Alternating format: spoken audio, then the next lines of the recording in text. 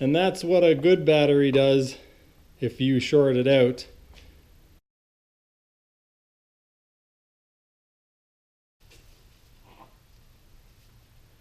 Alright folks, I'm going to do a little bit of experimentation. Part of this experiment is going to be taking a look inside of this lead acid battery. As you can see, it's a deep cycle battery. This is from Costco. It's a Kirkland battery. It's 7 years old. March 2010, and it is now March 2017. And it had been working good all along, and then all of a sudden it started only outputting 10 volts. Let's see here. So I got a 10.75 volts, and it's been on charge for a long time. So I think what's happened is one of the cells has separated or become damaged. One of the cells is dead. Maybe the plates touch together. So what I'm going to do, a couple of experiments. I'm going to take it apart and basically just have a look at it so we can see what it's all about. Second of all, I'm going to see if we can see where the damage is. And then third, and possibly most foolish, is I'm going to put battery acid on myself, and I'm also going to apply some to cardboard and to some cloth, and we're going to see what battery acid actually does. I'll put some battery acid on my arm. I'll wash the first bit away right away. The second bit I'll wash away in half an hour. And the third bit, I'm actually just going to leave it there. Unless it starts to become very painful or irritable, I'll just leave it there and wash it off when I take a bath tonight. But yeah, so that's the experiment that I'm going to take part in. I don't recommend that anybody else does this. It's a little bit foolish. But anyway, let's just get into it now. So I don't know how we're going to get into this, but I think that actually the first experiment I'm going to do, I'm going to hook up some wires. I'm going to try to see what kind of amperage output this has now that one of the cells is dead. So when I start drawing amperage from it, it might actually fry the connection that is bad, and that'll make it more obvious. So when we're taking it apart, it might be easier to find the damaged spot. So basically what I'm going to do is I'm going to take a wire and connect it onto these connectors and basically short the battery out. Oh yeah, not very much amperage going through here.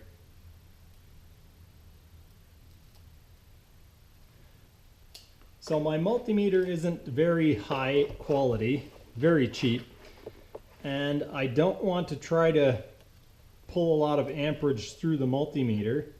So what I'm going to do is, see it's at 10.74 volts now. When I touch this wire across here and short it out, we'll probably see that voltage drop away to nothing. Yeah, so 0.05 yeah, so basically almost nothing. So I'm imagining the amperage output of this battery is very, very low. I'm going to take a chance on it and check the amperage output. If it's over 10 amps, it's going to blow the fuse in my multimeter.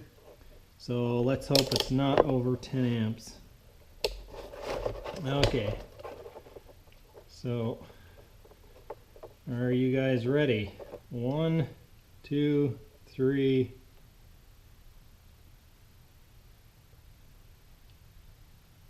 So about 5 amps. I actually have the mate to this battery over there, and I'll hook this wire up to the good battery and you guys will see what happens. For one, it's going to be a whole lot more violent, And for 2, this wire is going to get very, very hot. Now this battery is the exact same battery, purchased on the same day, but it's a little more healthy. I don't know what it looks like inside, so it might be ready to go too, but I'm just going to take and I'm going to connect these wires, and you're going to see a lot more violent reaction. You can see there. Ooh. Oh, that wire's hot. Okay, I'm going to try to hook it up for a couple of, whoa, whoa, whoa, whoa, whoa, whoa, man, that's hot. Okay, I'm going to try to hook it up for a couple seconds so that you guys can actually see smoke come off the wire.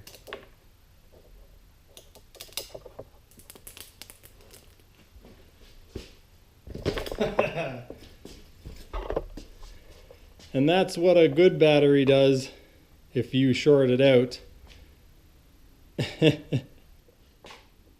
Whew. Look at that, still gooey. Completely melted the coating on this wire. Alright, I got the ventilation system turned on, so we're gonna have to deal with that noise for a little bit until it pulls the smoke out. And now I'm gonna start pulling this battery apart, and it might get a little bit hairy because these are definitely not meant to come apart, so it's going to be basically breaking it apart.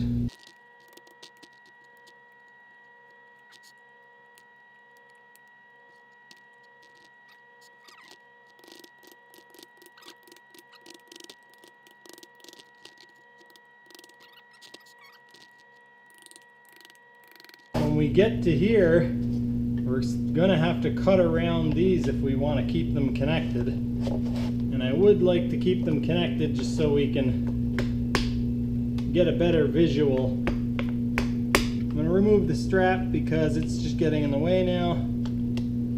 Let's see. Remember, always cut towards yourself.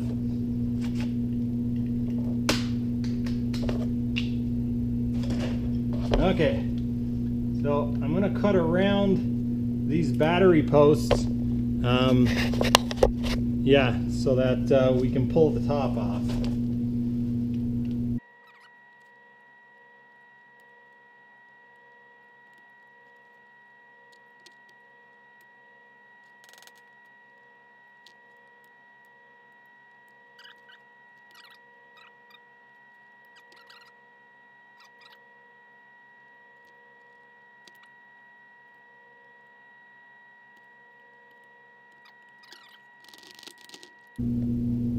Oh!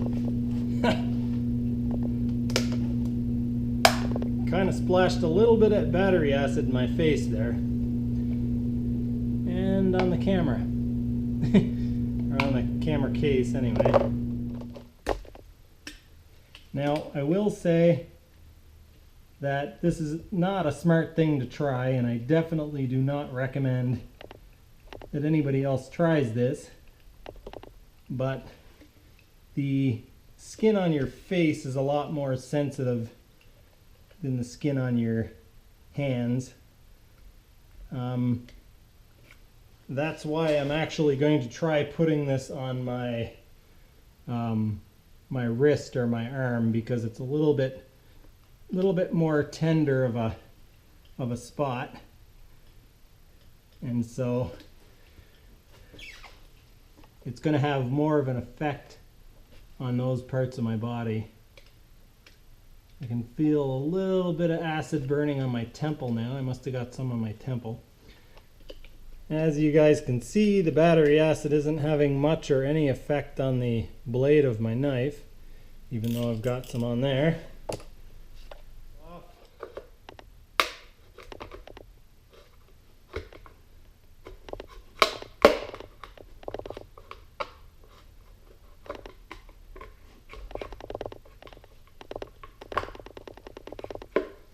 Alright, see if I can, oh yeah, good thing I was wearing the glasses, because some sprayed right up on them.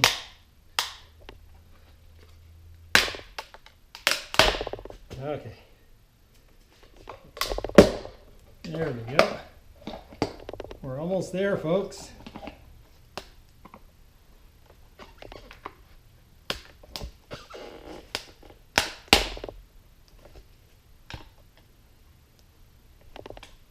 Come on. Oh, right in my face. So the way all lead acid batteries work is we have two different materials in each cell, and they're sandwiched together, and there's acid in between them. And so this is one cell, and we can see there's 6 cells all together. Each cell produces 2 volts. We should be able to take the multimeter and check all along here and get like 2, 4, 6, 8, 10, 12, and actually find out which cell is the bad cell. And we could probably try some other neat experiments where we short it out, and when we short it out, we should be able to see it start bubbling if we short it out long enough. So let's try that experiment first, where we check voltage.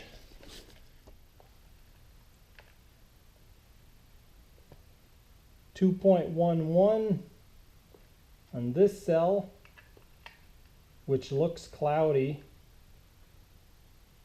We've only got yeah, it's bouncing around, but not about 1 volt, not quite. That cell we have 2.09. This cell we've got 2.07. This cell 2.09. And finally, oh, I got some acid in my mouth. 2.07. Okay, I gotta wipe this acid off my face. You can actually see these all look kind of similar, and this one looks cloudy and kind of looks like a different color. You can see this kind of looks rusty colored. Yeah, just doesn't look as nice. The acid looks cloudy. There's particles floating on top. And the other ones look fairly nice. So what I'm going to do, I'm going to take acid from one of these cells and put it on my arm now and see what happens. Okay, we'll try to get a nice drop of it. So there's 1 drop, and this one will wipe away right away. Then we get another drop. We'll leave this one sit for half an hour. And then we've got another one, and we'll just leave that one sit until I take a shower or whatever. So now we'll take and we'll wash this, wipe this one away. Actually, what I'm going to do is I'm going to make a circle with magic marker so we can see where they were.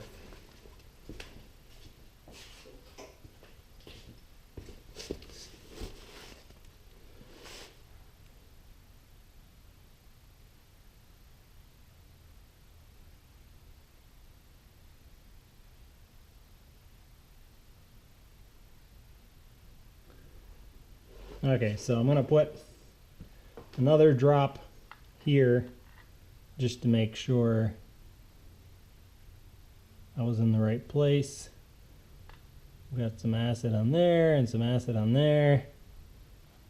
And we'll put the same stuff on a rag just so we can see what it does to the rag compared to what it does to my skin. So here's these rags.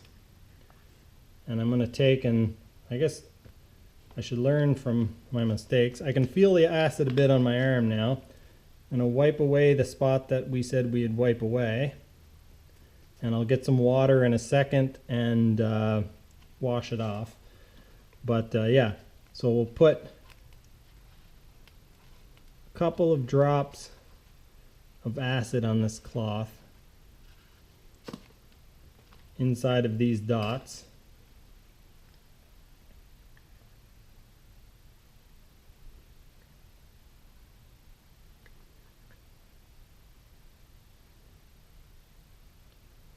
I'm curious as to if the acid in the bad cell is any different. So I'm going to put a little bit just outside, and you guys remind me that outside is some acid from the bad cell.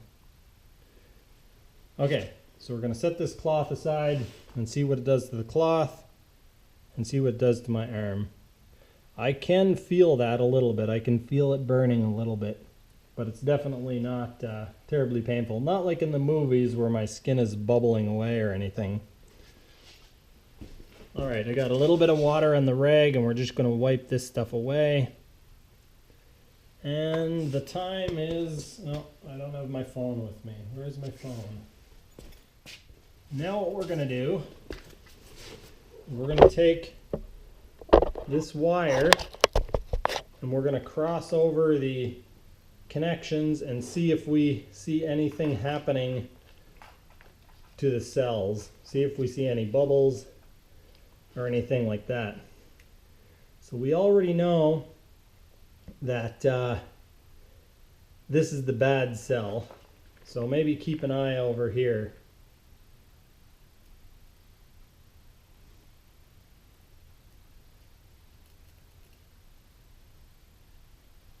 Oh yeah, you guys see that bubbling?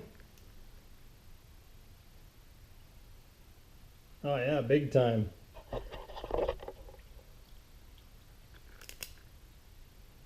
And the amperage is actually picking up. Oh yeah. 10.38. That's pretty neat.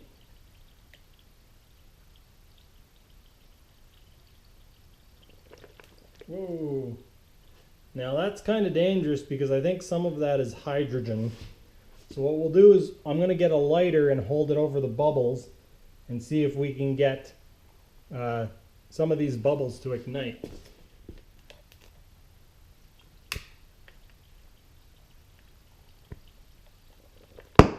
There we go, there's a good one. Move you guys back a little bit here. That's a better view. Okay, so now we'll connect this wire.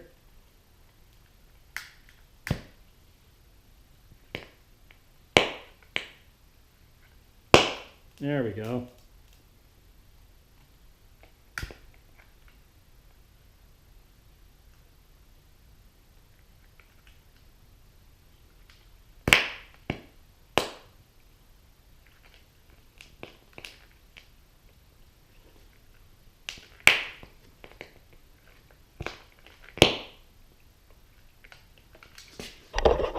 We've got that wire, got some pretty good amperage going through there now.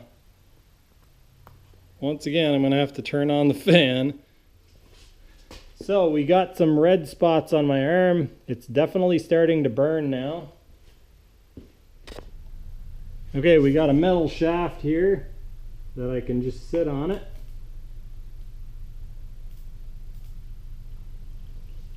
And it'll take a lot more amperage, so it won't cause this shaft to heat up nearly as much. There we go.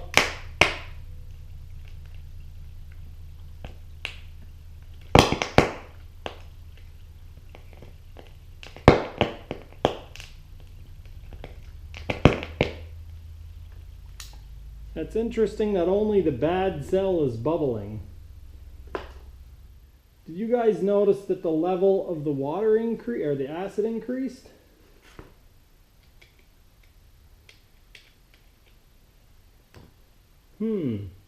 That is definitely interesting.